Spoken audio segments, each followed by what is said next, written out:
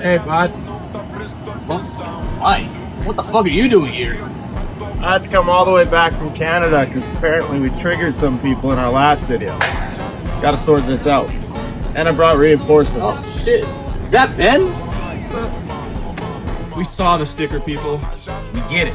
Water only. And then the comments turned into a coil cleaning civil war.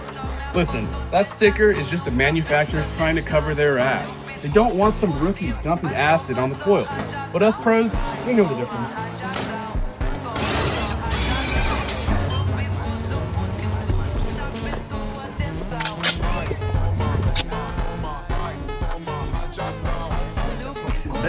What are you guys doing? You should be using Viper. It's non-corrosive, it's made for aluminum and microchannel, and it has corrosion inhibitors, so it's going to protect the coils.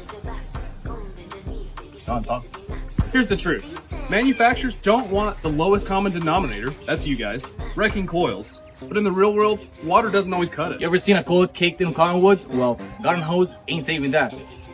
So Viper.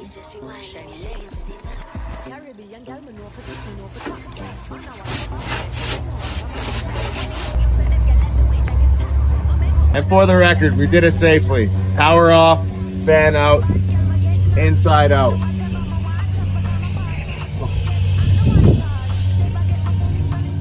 I'll say it again for the haters. This coil cleaner melts grime, not aluminum. Some of y'all acted like we poured bleach and battery acid at the same time. Relax. The only thing that dissolved was the dirt. So here's the takeaway. Don't trust every sticker. Don't trust every angry comment either. Trust the pros, trust the product, and trust the results. A happy coil means a happy system. And if that offends you, that's why your coil's still dirty.